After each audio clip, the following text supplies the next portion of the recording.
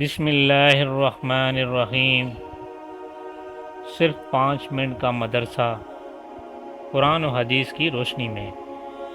Number 5، ایک اہم عمل کی فضیلت، صبح کے وقت کی دعا پڑھنا۔ رسول اللہ صلی اللہ علیہ وآلہ وسلم نے فرمایا، جو شخص صبح کے وقت یہ پڑھے گا شام تک وہ شیطان سے محفوظ رہے گا۔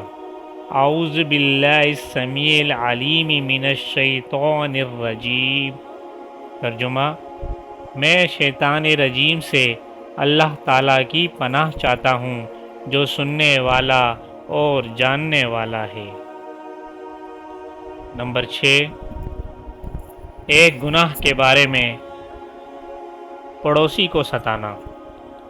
رسول اللہ صلی اللہ علیہ وآلہ وسلم نے فرمایا، وہ آدمی جنت میں داخل نہ ہو سکے گا جس کے ظلم و ستم سے اس کے پڑوسی محفوظ نہ ہوں۔ نمبر 7، دنیا کے بارے میں حلال اور حرام کو سمجھو۔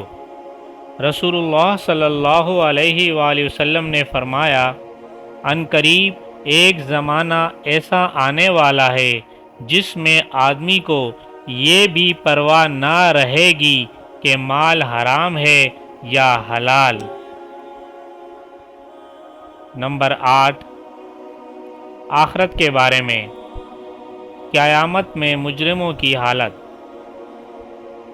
قرآن میں اللہ تعالیٰ فرماتا ہے، اعمال کا رجسٹر سامنے رکھ دیا جائے گا تو اس وقت تم مجرموں کو دیکھو گے کہ وہ لوگ ان اعمال ناموں میں لکھی ہوئی چیزوں سے ڈر رہے ہوں گے اور افسوس سے کہہ رہے ہوں گے کہ ہائے ہماری کم بختی، یہ کیسا دفتر اور رجسٹر ہے جس نے نہ کوئی چھوٹا عمل چھوڑا ہے اور نہ بڑا عمل، سب ہی اس میں محفوظ ہے۔